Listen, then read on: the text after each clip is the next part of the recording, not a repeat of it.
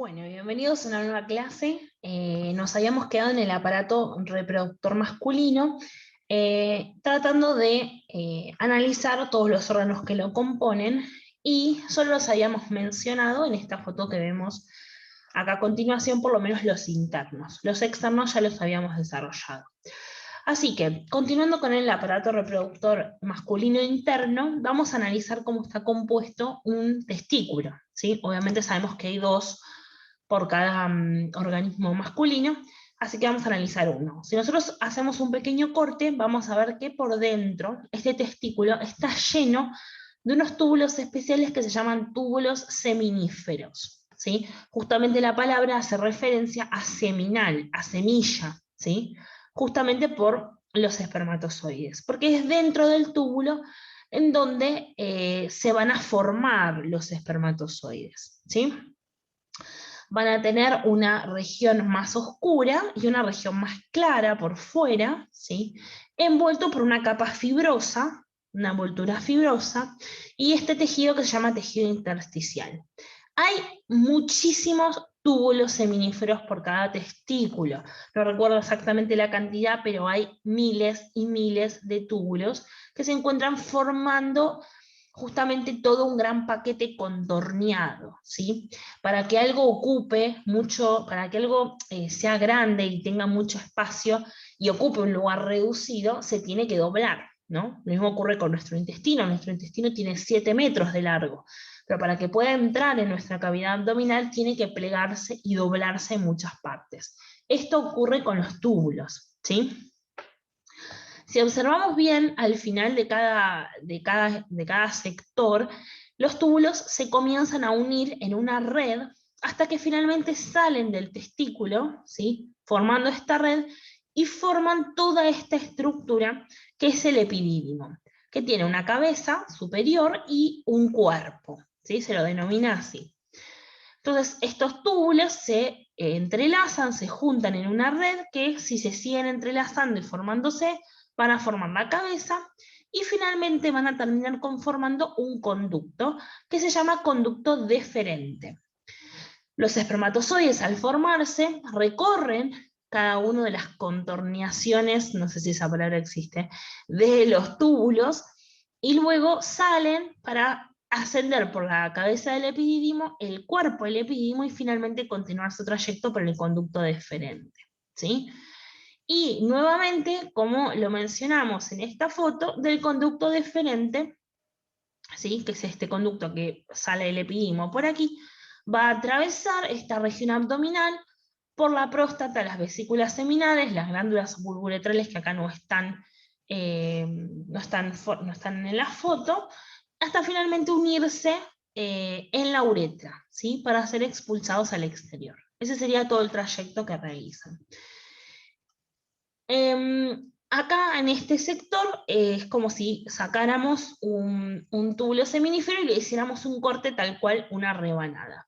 Lo que observamos es toda una capa de células alrededor, y el sector del medio, que vendría a ser la parte vacía del tubo, ¿no? Tal cual yo tengo un tubo, una pajita, por ejemplo, tiene todo alrededor y tiene la parte de dentro por donde circula el líquido, ¿no? Bueno, acá es exactamente igual, pero en la parte más externa encontramos células, y en la parte más interna, por donde recorrería líquido en la pajita, es lo que se conoce como la luz del túbulo.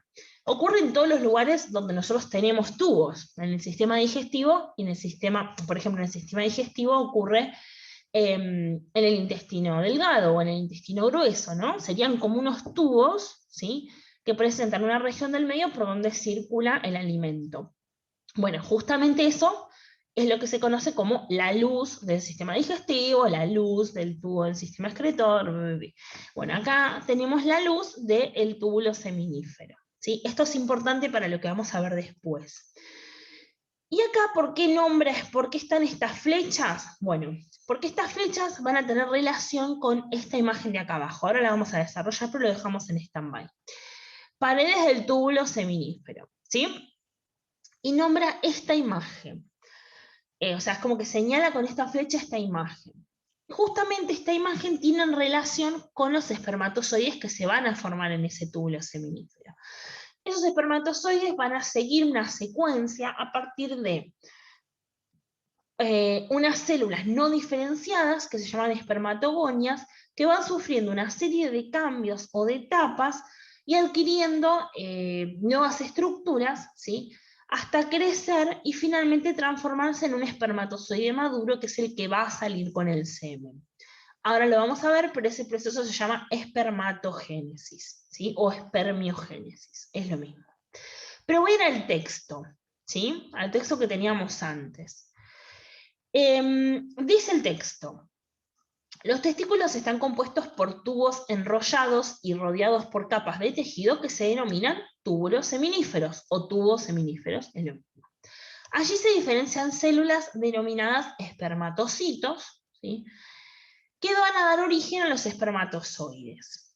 También existen unas células distribuidas entre estos túbulos que se llaman células de Leydig, que Leydig fue el hombre que las descubrió, que producen hormonas que intervienen en los caracteres sexuales secundarios. Presencia de vello, el tono muscular, la forma del cuerpo, el tono de la voz, etc. También en el comportamiento, la excitación sexual, la agresividad, o sea, en el buen sentido, ¿no?, que un varón se vuelva muy agresivo, digamos, pero también en la producción de espermatozoides.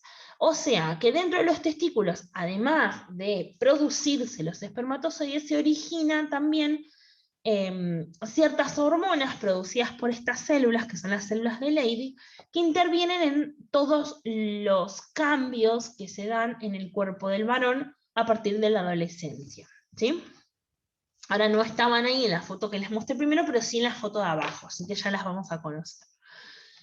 Los espermatocitos se diferencian en espermatozoides, y estas células recorren durante 20 días todos los túbulos del epidídimo, en los que adquieren movilidad propia. O sea, desde que salen del tubo, todo el epidídimo hasta llegar al conducto deferente tardan 20 días aproximadamente en generarse, ¿sí?, en recorrer, digamos, todas esas estructuras. Y ahí es donde adquiere movilidad propia, ¿sí? Recuerden que los espermatozoides tienen un flagelo en su parte posterior, que, si recordamos las estructuras del flagelo, estos funcionan como si fueran una colita, ¿sí?, que impulsa como un pequeño motorcito. Entonces esta colita, que funciona como un látigo, produce el movimiento en los espermatozoides y la dirección en donde esos espermatozoides se van a mover, ¿ok? Tal cual vimos cuando vimos las células, los flagelos. Luego son impulsados a los conductos deferentes, que se unen con la vesícula seminal y forman el conducto eyaculador, ¿sí? O sea, en la altura de la próstata, vuelvo para abajo, a esta altura se forma un pequeño conducto que se llama conducto eyaculador, ¿sí?, antes de unirse a la uretra, ¿ok? Vuelvo para arriba, acá. Allí se forma el semen, compuesto por secreciones glandulares y espermatozoides. O sea, en realidad en los testículos solamente se forman los espermatozoides, es decir, las células sexuales. Pero ¿qué pasa? Cuando sale el semen, ¿salen solo células? No, no salen células. Porque las células sexuales, o cualquier tipo de células, tiene que tener un medio en donde pueda sobrevivir. Si yo solamente evacúo células, y nada más que células, morirían desecadas en instantes, en milisegundos, ¿sí? Y no tendrían eficacia. ¿Para qué mi cuerpo generaría espermatozoides si van a morir apenas salen del cuerpo? No tiene sentido. Es un gasto de energía para el cuerpo totalmente innecesario. Entonces, evolutivamente, lo que mejor se optó, la madre naturaleza, es la opción de que esos espermatozoides puedan convivir en un líquido especial que no solamente le brinda un pH, ¿no? Una temperatura, una presión adecuada, sino también que le brinda nutrientes para que esos espermatozoides puedan vivir algunos días. Y ese líquido especial es el semen. Pero el semen no se produce en los testículos. Solamente en los testículos se producen las hormonas sexuales y los espermatozoides. Entonces, ¿dónde se forma el semen? ¿No? Si ya cuando sale al exterior ya sale semen y no se forma en el testículo, se tiene que formar en algún otro lado. Bueno, el semen se forma con la próstata y las vesículas seminales. Ambas eyectarán, formarán un líquido particular de color amarillento que al pasar los espermatozoides por este sector recogen parte de ese líquido de la vesícula seminal, recogen parte de ese líquido de la próstata, atraviesan el canal eyaculador y luego siguen por la uretra hasta el exterior. Y lo que sale al exterior es el semen, ¿sí? O sea que dentro del semen vamos a tener una parte celular, ¿sí? O sea, una parte conformada por células, que son los espermatozoides, y una parte conformada por secreciones de otras glándulas, como la próstata y la vesícula seminal, ¿sí? Va a tener una parte acuosa, digamos, por decirlo así, y una parte celular, si yo la analizo al microscopio, ¿ok? Voy a poder observar eso. El conducto eyaculador desemboca en la uretra, ¿sí? Que es el conducto por donde salen tanto el semen como la orina, lo que ya estuvimos charlando. Bien, este párrafo ya lo leímos. Datos importantes. Una eyaculación consta de entre 2 y 5 mililitros de semen, o sea, es muy poquita cantidad.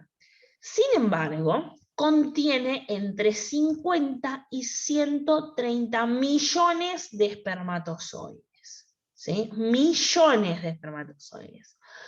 O sea, una cantidad abismal para ese tan poquito líquido.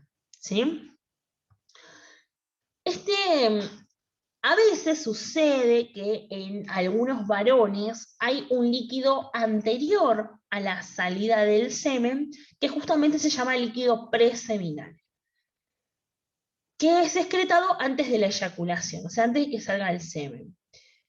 Ese líquido en realidad es eyectado, es producido justamente para lubricar toda la zona por donde van a pasar, donde va a pasar el semen propiamente, ¿no? O sea, es como un pequeño lubricador que sale antes del semen para poder lubricar todo el trayecto.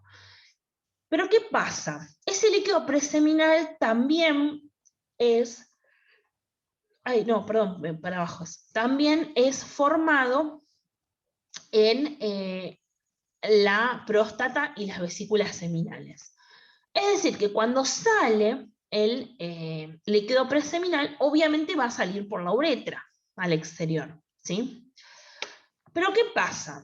Si yo genero espermatozoides y semen, ¿sí? Que sale por la uretra, en todo este trayecto de la uretra pueden quedar retenidos espermatozoides, ¿no? Porque bueno, queda alguno entre las capas de tejido, ¿no? No es raro, piensen la cantidad que es, o sea, es lógico que alguno quede retenido en ese conducto.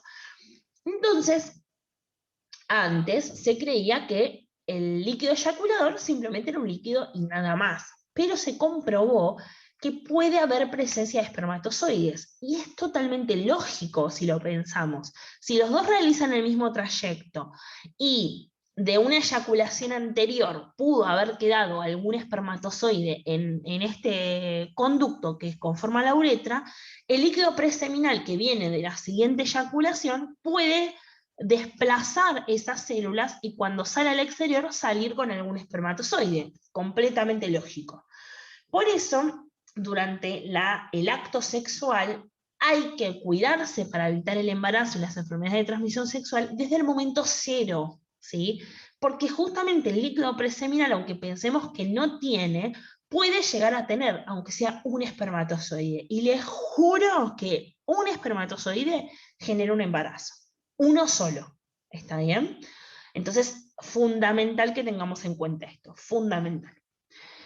Bien, Este líquido preseminal puede estar presente en algunos varones, en otros no, no es que está presente en todos, y no tiene que ver con nada en particular, ¿no? Simplemente genéticamente en algunos está presente y en otros no, nada.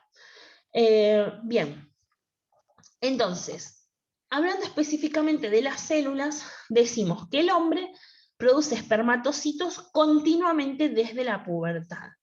O sea, desde el momento en el cual atraviesan los hombres la adolescencia, comienzan a producir células sexuales y las producen durante toda su vida, hasta el momento de su muerte, ¿sí?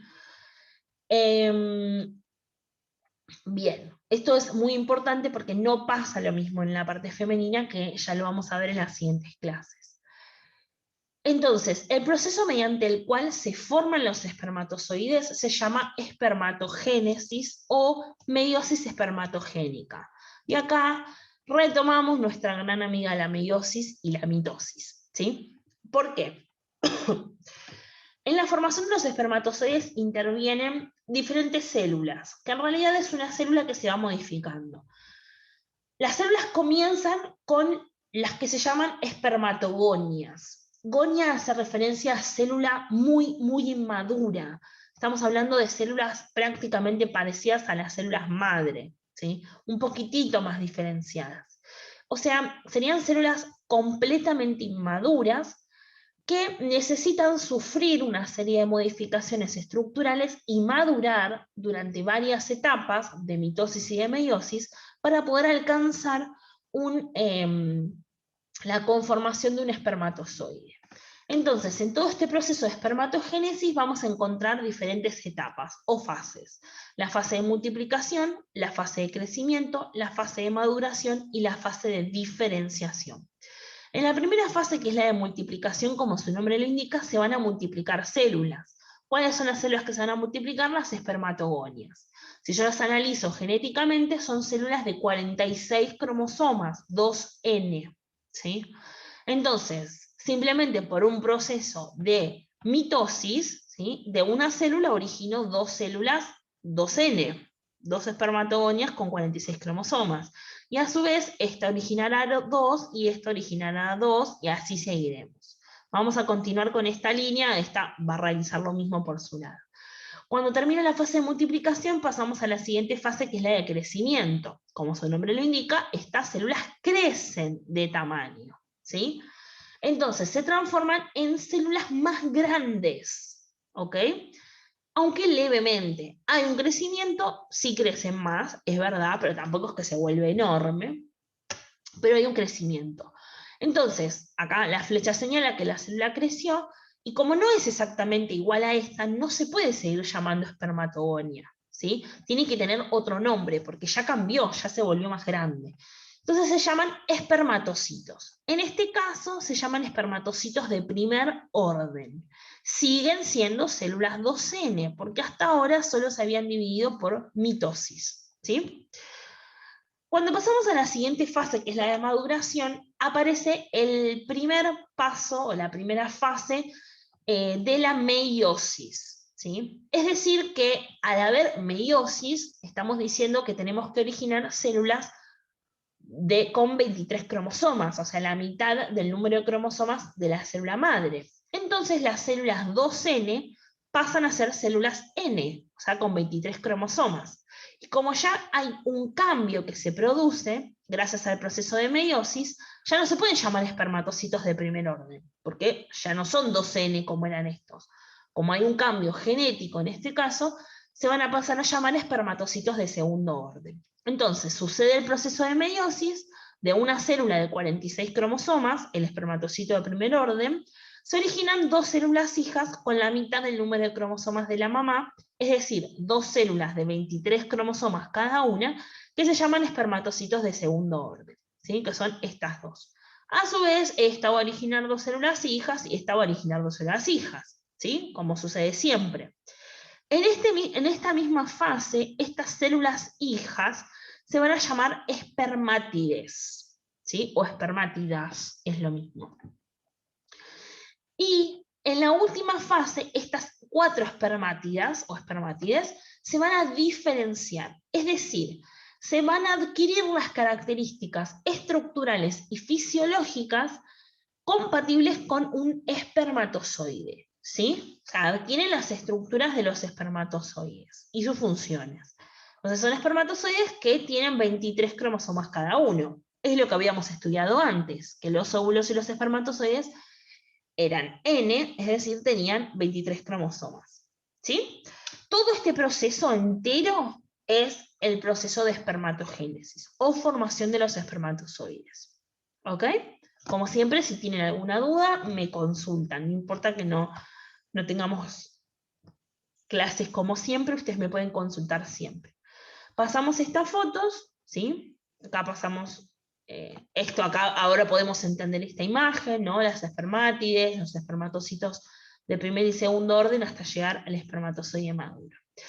Y ahora me detengo acá. ¿Se acuerdan que en la clase pasada habíamos visto estos túbulos seminíferos cortados por la mitad y estas flechas? Bueno, esto es importante porque si yo agarro un sector, ¿sí?, de este túbulo seminífero tal cual así, como está un sector así, y lo corto y le hago zoom, voy a observar esto que está acá. Sé que parece un chino, pero no es tan complicado. Vamos a pensarlo así.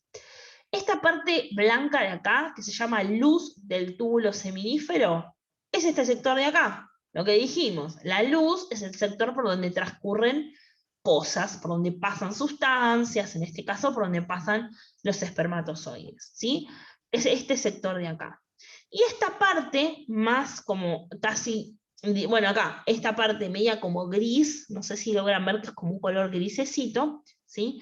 Es la membrana basal de ese túbulo, que sería esta parte de acá, o sea, la membrana por fuera. Así que técnicamente estoy recortando un pedacito y haciéndole un zoom muy grande. Entonces se van a ubicar tal cual así, como si le hiciera un zoom exacto. Un corte, en este caso es un dibujo, de todos los estadios que conforman la espermatogénesis.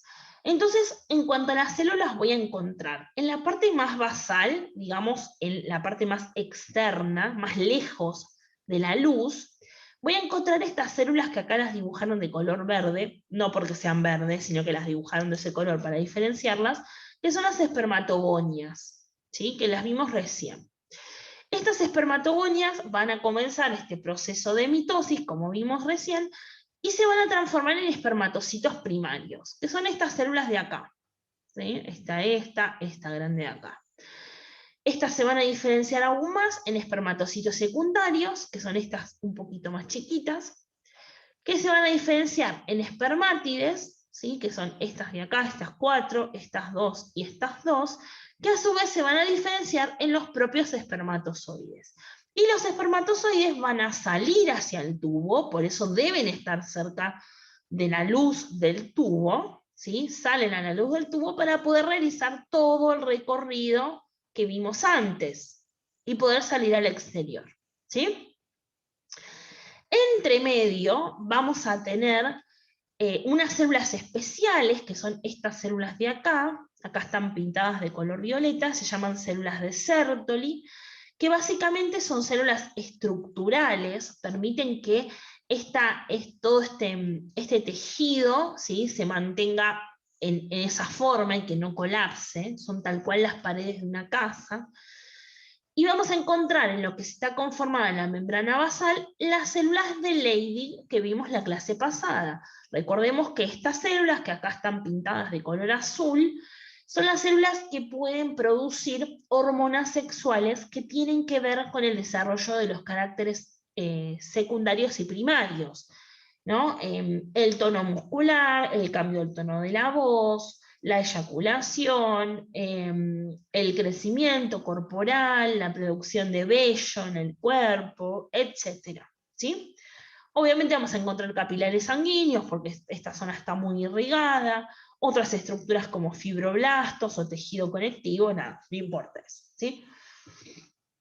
Espero que esta imagen se haya entendido, porque quizás es medio complicada de entender, pero sí se evidencia cómo cada una de las capas que conforman los estadios de las células justamente se encuentran formando capas, ¿sí? Esta capa que se va a diferenciar en esta, que se va a diferenciar en esta, que se va a diferenciar en esta, que se va a diferenciar en esta. Siempre acercándose hacia la luz del tubo, porque lo importante acá para entender es que los espermatozoides tienen que estar lo más cerca posible de la luz del tubo, para que puedan ser expulsados a esa luz y puedan circular por dentro del conducto, ¿sí? Bien, así que nada, teniendo en cuenta la espermatogénesis podemos observar todo este trayecto. Esta imagen quizás no se ve muy bien este sector del conducto eyaculador, así que les voy a subir después otra imagen que se ve mejor, ¿sí?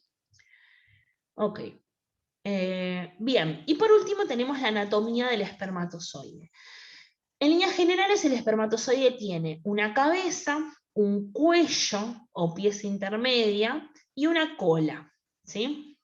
En la cabeza vamos a encontrar el sector medio conformado por el núcleo donde está el material genético, en este caso del padre sería, y un sector hacia adelante como un casquito que se llama acrosoma. El acrosoma va a ser fundamental en el momento del ingreso de los espermatozoides en la vagina de la mujer, porque va a ayudar a atravesar ciertas barreras, como el cambio de pH o el cambio de temperatura en la vagina, para que los espermatozoides no mueran, ¿sí?, ante ese cambio. Así que tiene las características como para atravesar ciertas barreras.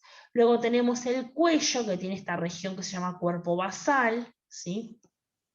Y en esta parte que se llama parte intermedia, que en realidad es parte del cuello, vamos a encontrar múltiples mitocondrias. Si recordamos cuando estudiamos las células, las mitocondrias eran las organelas capaces de almacenar energía en forma de ATP, ¿sí? Esa energía en forma de ATP puede ser liberada en las células, en este caso en el espermatozoide, para lograr el movimiento del espermatozoide. O sea que este espermatozoide se mueve no solamente porque la cola lo impulsa como si fuera un timón, sino porque tiene esa energía almacenada en forma de ATP en la mitocondria, ¿sí? Bien. Y luego en la parte, ahí este sector, se llama axonema, no importa, pero todo esto conforma la cola, ¿sí? Nuevamente, como ya dijimos, es un flagelo que le permite el movimiento a la célula, ¿sí? Y obviamente acá tenemos algunas actividades más por si la quieren hacer como siempre, y dejamos para la próxima clase el sistema reproductor femenino. Quiero aclarar algo, sé que son muchos nombres, sé que hay muchas cosas nuevas, no colapsen, tienen el video para volverlo a ver, me tienen a mí para responder todas las dudas y todas las preguntas, cualquier mito, leyenda, cosa que hayan escuchado, lo que sea lo vamos a analizar, lo vamos a charlar, es muy importante que no se queden con ninguna duda o con con nada erróneo, ¿sí?, relacionado al sistema reproductor, para justamente no continuar con ese falso mito, digamos, ¿sí?